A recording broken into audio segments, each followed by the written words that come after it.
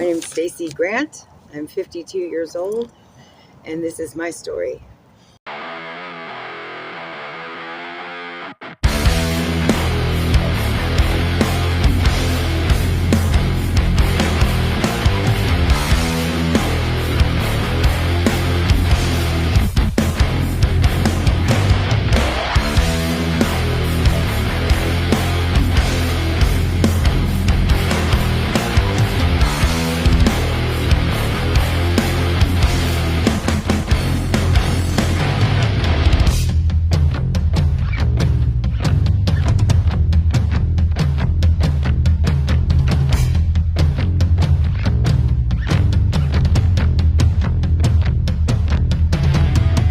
I had a really good childhood. I grew up in a home. My parents were married until my dad passed a few months before my mom and dad's 50th wedding anniversary.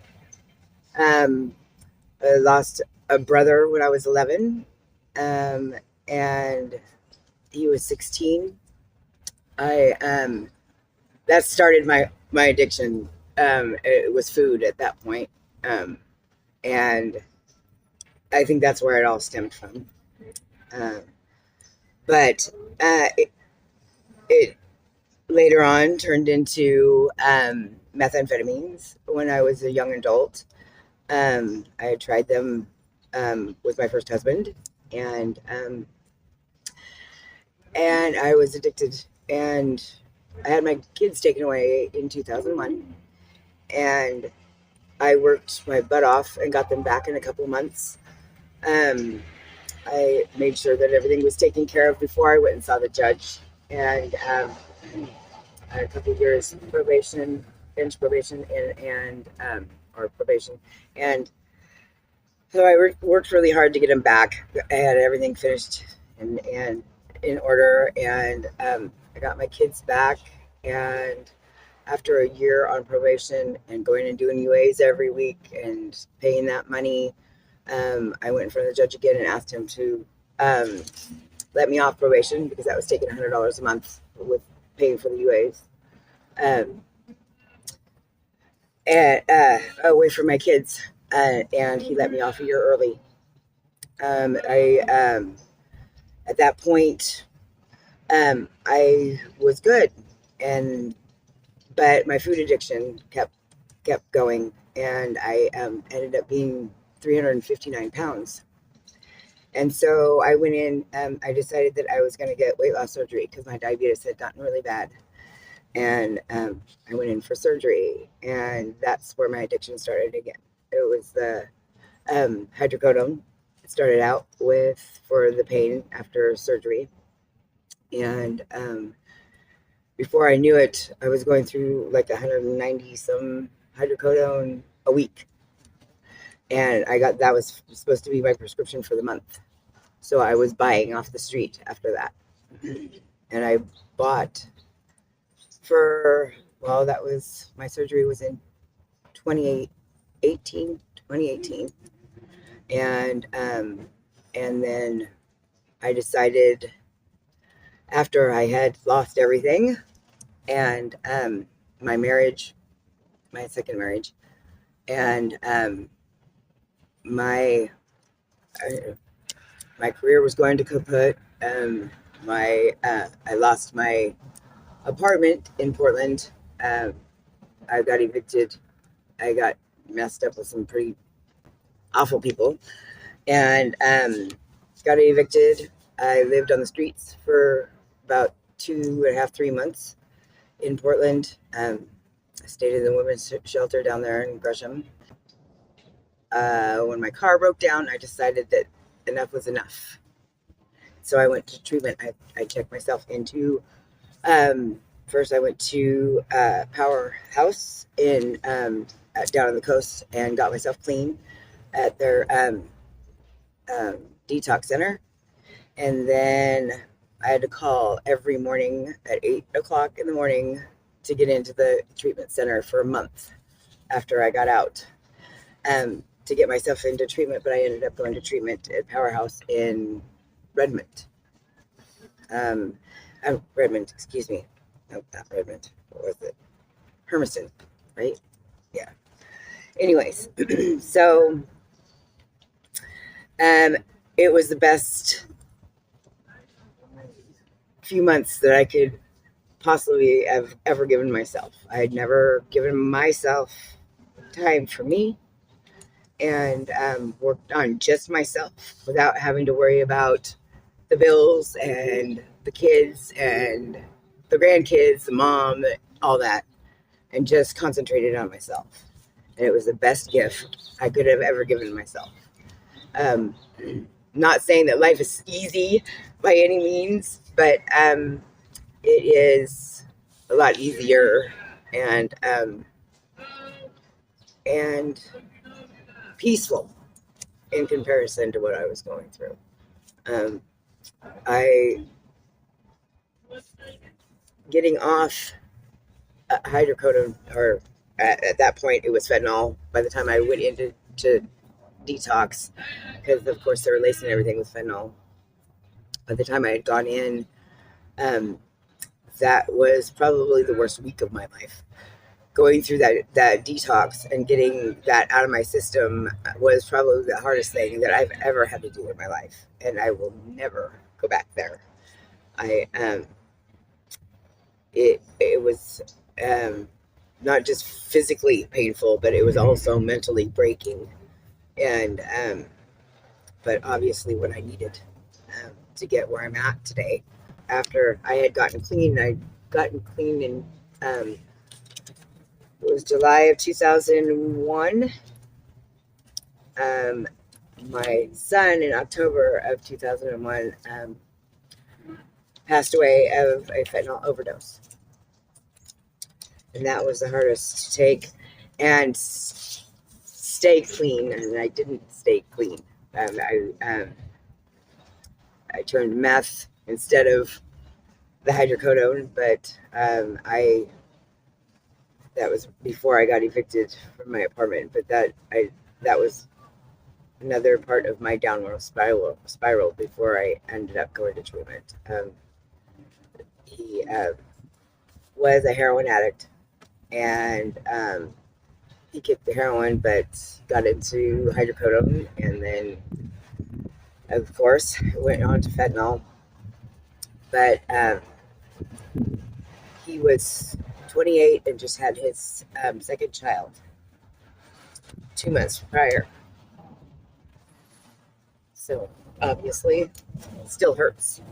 But he's a classic case of going back out one time can kill you.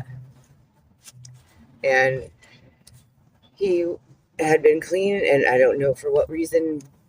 He had his kids here for Halloween, and was excited about that. And he had gone into the bathroom at work, and they had locked him into the work and left him there overnight. They found him the next morning in the bathroom, and he had passed away. Over 300 pounds, and it only took one hot spot and a pill, and it took him down. So obviously, it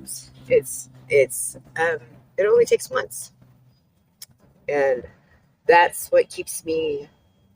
And the fact that it was such hard work getting it out of my system is what keeps me clean today, knowing that it only takes once. It only takes once. My story now is I'm back here in the Dalles. I'm involved with my grandchildren. I am an instructor at the cosmetology school here, and after 33 years of doing hair, so this is the next step in my phase of my life. Trying to be positive and be a positive role model to as many people as I can. And I don't hide my addiction to anyone. If anybody asks me, I let them know. The more open and honest and aware everybody is around me about my addiction, I think it keeps me way more accountable. And I know I can't slip. I try to keep myself involved as much as I can with as much as I can. Whether it be at the cosmetology school or with my grandbabies or um, there's several different things that I do. I just bought myself a fifth wheel, so I've been spending a lot of time on that, getting it the way I want it. So just keeping myself busy and working my steps and making sure that I have got my both feet grounded at all times. If I feel like I'm slipping, to make sure I call my sponsor, reel myself in, and do the work. The meetings are important.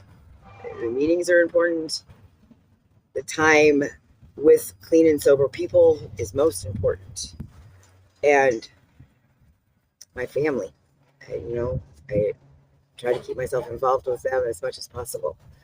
So keeps me accountable. Kicking the habit, fentanyl, and staying off fentanyl. I think that's my biggest achievement, and my proudest moments are the fact that I got myself through that. And only somebody that has that addiction knows what I'm talking about. It's a defeat of itself, just getting off of it, and getting those cravings out of your body, and getting away from that, and the torture you have to go through to get to the other side is excruciating, and that helps. But that would be my number one boast. If I have to boast, if I can boast, that would be the biggest one for me. Obviously, like I said, coming through getting off of it and getting that out of my system is number one, but also being able to hold my ground and know that at the end of everything, everything is going to be fine, and I'm going to be okay. It's just making sure both my feet are planted, and I'm well grounded, and I got God for that. Thank God.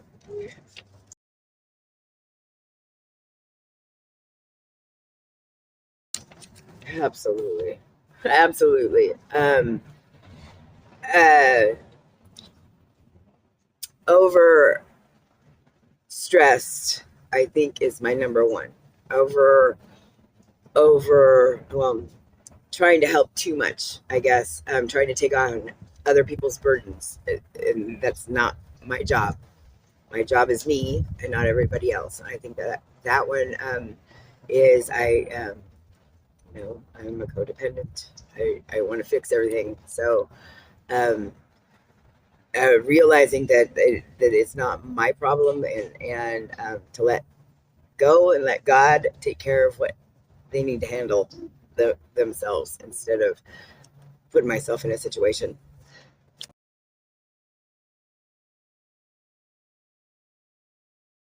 I think mostly, of course, speaking with my sponsor, number two is meditation. Every morning before my feet hit the floor, I have my conversation with God. Number one, thanking Him. Another one is being accountable for what happened the day before and letting that go. And then moving on to the day that's ahead and making sure that I'm ready for that um, is probably my number one, I think.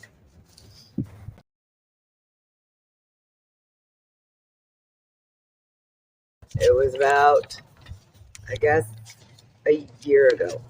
I did have a relapse. And luckily it was just a day before I realized and everything turned upside down. I mean, it took one day. I couldn't even imagine if I hadn't grasped onto, oh gosh, this is happening. When I did, I can't even imagine. It took me from 2018 to 2021 before I decided that I was done with the life, and it wreaked havoc. But in one day, that was one day, it all went to hell in a handbasket. And I'm glad it did, because it probably saved my life. But that's all it took.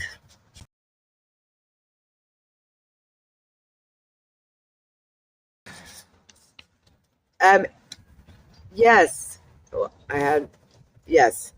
Um, I did a childhood friend, and from when I was in middle school, and we'd been friends for years. Our birthdays were a couple days apart. We celebrated our birthdays together, all that, until I got married to my second husband.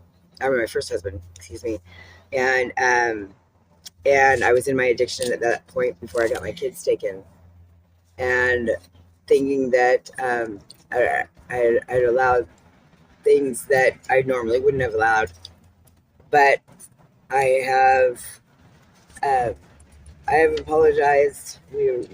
Since reconciled, and things are really, really good, really, really good. Um, it was good to have that friendship back again.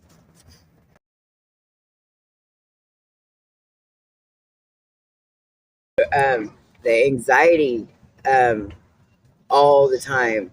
I mean, constantly anxious about what next shoe is going to drop. Um, I I was so bad at one point. I was managing a pretty well-known salon in Portland, and I had to step down. This was around the time that my son had passed, and because I knew that I was messing up so bad, I was messing up my name, and everything I spent so many years building, being clean, and I didn't want that. So I actually went into my boss's office and said, "Listen, I can't handle this, and before something tragic happens, or I run myself and my name through the mud, I need to step down from this role and just be hairdresser." I didn't tell her why. I just told her that it was too much for me, and so I did that, and coming to that decision, being high is something in itself, but um, it was I had gotten my car stolen in Portland, and I had gotten money from my insurance and bought another car, and that car got stolen. Still to this day, I have not seen the car again. But I was riding from, I mean, commuting to work on public transit, and it was like from Gresham to Clackamas, the town center, every day in the snow, and I had to walk just about a mile to get to Max to get out there. So and I can remember getting off the Max because I had closed the salon down, and it wasn't until, I think about 6, 7 o'clock at night, and it was already dark outside, and I was walking in the snow, and it was slick, and I had fallen, and I sat there.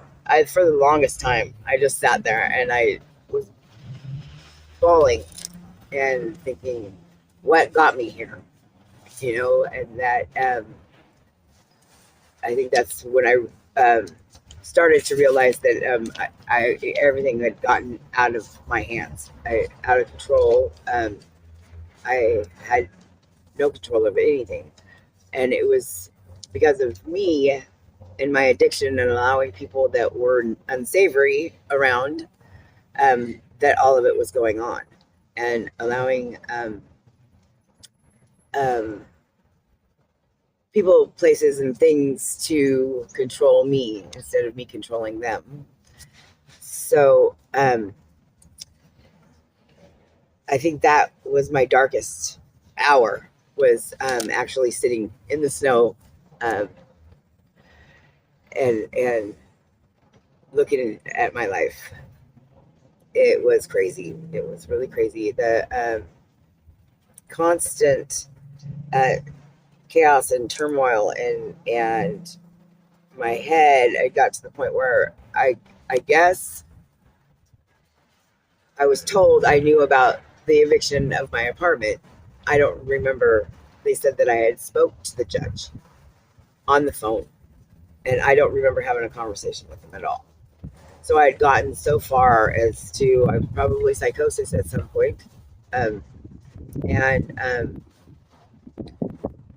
uh, but I mean, I can only go by what people tell me because I don't remember that.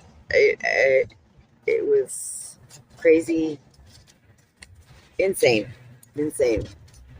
Some of the stuff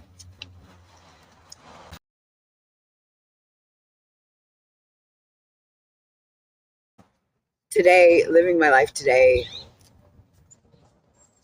sober, is a miracle, and my relationship with God is what got me here and keeps me here daily. When I see somebody struggling and I can tell that it is substance related, and there's been a couple instances, um, I offer um, help. Of course, you can only bring the horse to water, you can't make them drink. But I am upfront and honest with them about my past, and like I said before, that to me keeps me accountable, but it also lets the other person know that I'm human and everybody has things. And I think helping others that are in the same kind of situation is my thing. But like I said before as well, I can get caught up quick. I've helped a couple people um, find where I went to treatment, and help try to get them in. Um, Working closely with people, and I have to, of course, be mindful because I am a teacher first and foremost. But I try to make sure that everybody knows that I am welcome to not just any problem they're having at school. If they need help outside of school, I'm here for them as well. So that door's open. Um, and I don't share my story, but eventually, you know, going to meetings, and I talk about my people, and my people. When I talk about my people catch that it's my clean and sober people, um, and or my family, and that's what I refer to everybody as, because of that camaraderie. I guess we all know what we've all been through. We've all been through the same stuff, and we don't have to explain ourselves because we know. And when I see somebody else struggling, and I know it's because of a dependency on some sort of chemical, um, I think that just having that olive branch out there, and it doesn't matter what 12-step program you try and drag them to. I think just making them aware that it is a new way to live, um, a, a calmer way to live, knowing that you wake up in the morning, you got a clear head. You don't have to worry about what um, somebody might have done to your vehicle in the middle of the night, or somebody had jacked from your house because you passed out, and left them in your house. um, that is all gone, and it gives you a peace that you can't get any other way. Um, Putting your life in God's hands and let Him guide me, it is like a breath of fresh air. Um, Nothing compares to it. Nothing. And so I try to show that as much as I can. Of course, I am a stress case. It doesn't matter what I do, but I try to, uh, let people know that it's because of God and my relationship with Him and my 12-step family, and the people I have come to know after giving up my people, places, and things that I had when I was doing the dirt. Um, it makes it all worth it.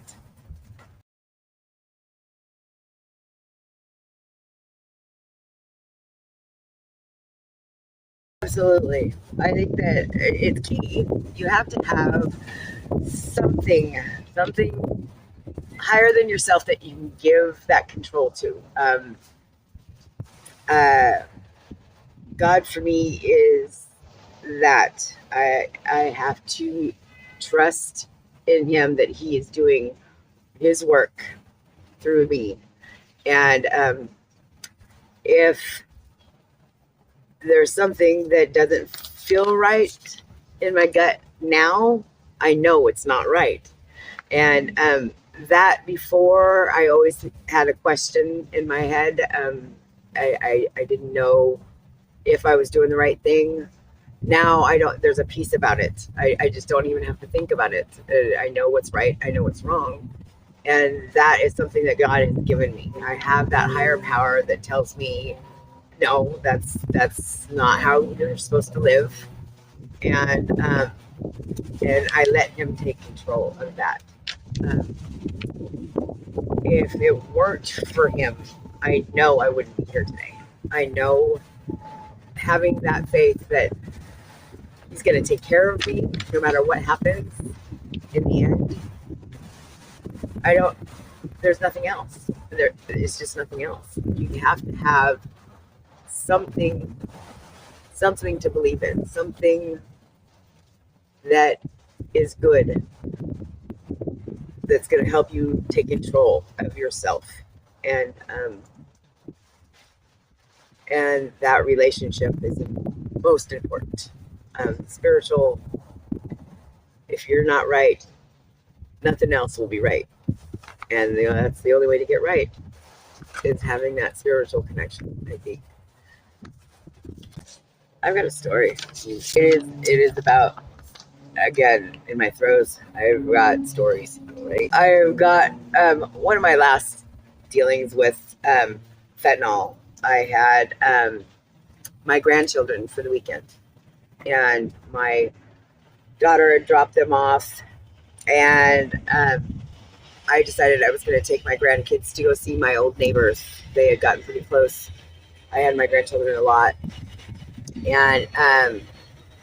and so I had when I got up in the morning, it was about 6 o'clock in the morning, and I had decided I was going to take my grandchildren. After that, I decided I was going to take them to see my old neighbors, and I had made them breakfast, and we got ourselves together, and I think it was probably about 11 o'clock. I decided I was going to load them in the car and take them to go see the neighbors. And before I got in the car and got the kids in the car, I had taken the other half of a pill. I had taken a pill, half of a pill, half of a, well, hydrocodone, or it was like fentanyl. And at 6, and then so at 11 o'clock, I decided I was going to take the other half. And right before I put them in the car, well, I got them in the car and I got them seatbelted in. That's the last thing I remember. I woke up in the hospital, and I had got my grandkids in the car and I had seatbelted them in, and I got in the car and passed out. And my granddaughter, um, she was 5. She was 5, right? 6, 5 or 6, and she had gotten out of her seatbelt, and somebody was walking through the parking lot of my apartments, and they called the ambulance and took my grandchildren because I was living in Portland, and watched my grandbabies. Told me to tell my daughter to get down there and get them. I woke up at the hospital and didn't know which way was up. My mom was there, and it didn't stop me. I got out and did it again, and this one again. I had bought some what it was. I thought it was Percocet, I guess, on the street, and where I bought them, I bought 3,000 milligram pills, so 3 10s, and I decided it was nothing for me. You know, I was doing 30 milligrams of oxys at once, so I didn't think it was anything. I stuffed them in my mouth, and I don't remember coming out of the parking lot. It hit me that fast, and I don't know which way I went to get there, but they found me. I was headed to a nail appointment to get my nails done. They found me. I had hit a telephone pole, like right out in front of my nail place, and when they found me, I was cigarette lit, and all my windows were up, the doors were locked, so they had to break the windows out to get me out. And that time, I was my mom. I woke up to my mom there as well, and I was 24 hours non-responsive, tubes down my throat for me, and I woke up after they had gotten the tubes out and see if I was going to be able to do it on my own, and all I wanted to do was get out of there. All I wanted to do was get out and go get, more, whatever, and find my car, figure out where my car was. I was worried about my car. And my mom, the doctor told me that he would not let me leave the hospital unless I could go around the nurse's station 3 times by myself. Walk. Man, I don't think I could work so hard at that point. To that point. It's not funny, but looking back. But I looked like a drunken sailor walking around that station, and I made it. But I got out, and my mom dropped me off at my apartment and took off. I can't even imagine what my mom was feeling at the time. And all I was worried about was where my car was, and where I was going to get my next fix. And it was all boom, boom, boom, right in a row, and it didn't stop me. It didn't stop me. The endangering my grandchildren, the endangering myself and everybody around me by driving. It didn't enter my mind. I didn't care.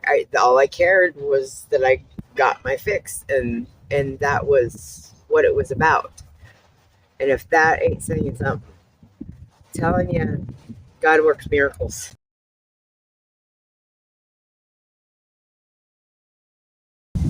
I do. I was still in my second marriage, and I had, my husband and I, of course, weren't doing well. I was every red cent, every last cent that we had was going to my addiction, and I can remember my husband telling me, I'm not doing this anymore. I can't even keep $100 in my wallet for incidentals. He said, we had made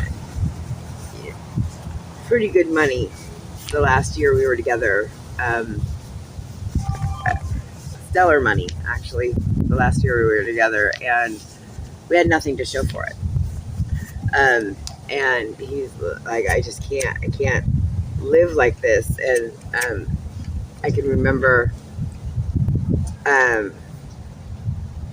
I had sold my car or something like to that effect, and I was looking for another vehicle, and so I was using his car, and I went to go get a fix, and I was probably a good 10, 15 miles away from home, and I, of course, had taken my fix, and next thing you know, I wake up in the hospital, and my husband is there, and he says, they found you. It was about 3 miles away from home at the stoplight, the turning lane of the stoplight, and I was passed out. My foot was on the brake, and my turning signal was on. But thank God for the guy behind me. Instead of just passing me, he got out of his car and came to see why I wasn't turning. If it weren't for him, I probably would be gone. They said they found me in the car in the turning lane, overdosed. I was blue, and the EMTs thought I had done it on purpose, and I'll never forget them. I can remember them wheeling me into the hospital at one point, and saying something to the effect of on purpose overdose, and I was like, all I could think about was, oh, they'll keep me in here. I couldn't get my next fix. No, it wasn't on purpose. I wouldn't kill myself, type of thing. Which thank God I've never been that person. But the only thing I was worried about was getting out of the hospital so that I could go make sure that my drug was okay and secure, and that was enough for my husband. We split up, and that's where everything started getting really, really bad. But that was the end of my marriage, and to think that I had put everybody else. Now it's almost too much to think about. Put everybody around me in danger, driving, and I don't know which way I went to try and get home, and it's not a normal place for me to have gone to get home. So I don't know where I was going. I don't know. I mean, all that's a scary place to be. And to think that you're so far gone that you don't know that kind of thing, and knowing how many people's lives I put at risk, not just my own, is overwhelming sometimes. Those are the kind of thoughts and things that I struggle with today, is being accountable for that kind of thing, keeping myself accountable, and realizing what I risked, not just for myself, but for others, and knowing that kind of thing is not okay in my reality, in my world today, that I don't ever have to worry about that again, on my end. But it is an eye-opener for sure.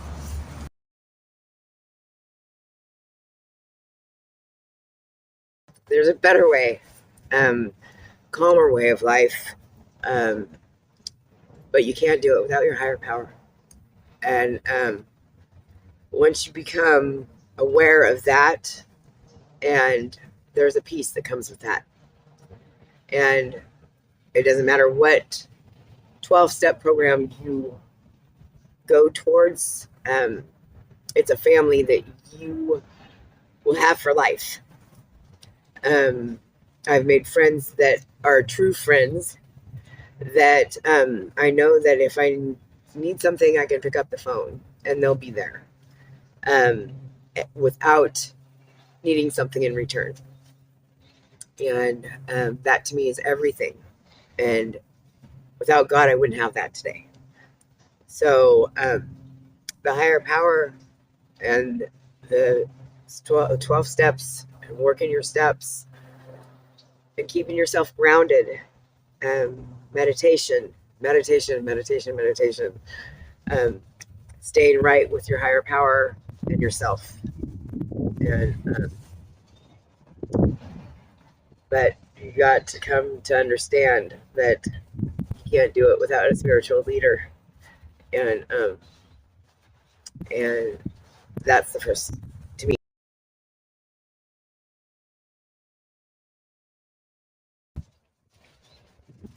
Thank you, Chris. It's great to be able to get it out, and I hope that it helps somebody else to maybe connect and realize that this is not just a poverty problem. It's a problem for the whole U.S. to look at. It hits every walk of life. Addiction is a disease, and it needs to be treated as such. But thank you for what you're doing. I appreciate it.